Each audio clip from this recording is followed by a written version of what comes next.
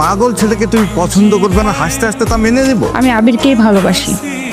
আবির, এই ছবিগুলো একটু দেখ, দেখে একটু পছন্দ কর। ছবি আরে দেখছিস না, মেয়েদের ছবি।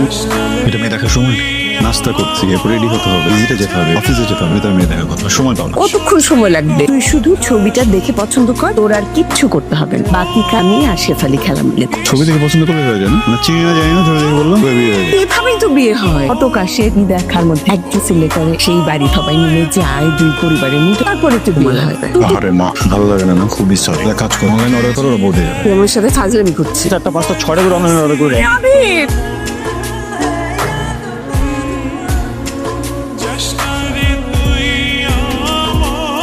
মেয়েটা কিন্তু ভালোই, সুন্দরী, পরিপাটি, একসাথে চাকরি, সংসার, ছেলে, আন। মেয়ের নাম হবে হেরা, 2টা বাচ্চা হবে আমাদের। আম্মু, মেয়ে তো পেয়ে গেছি, মেয়ের কষ্ট করো না। কি আমায় নিয়ে ভাবছে? কিন্তু কেন? এই ছেলে প্রেম নিয়ে আমার বিন্দু মাত্র আগ্রহ নেই। তুমি যদি ভুলেও আমাকে উল্টা পাল্টা ভেবে থেমে যাও, তোমাকে আমার পছন্দ না।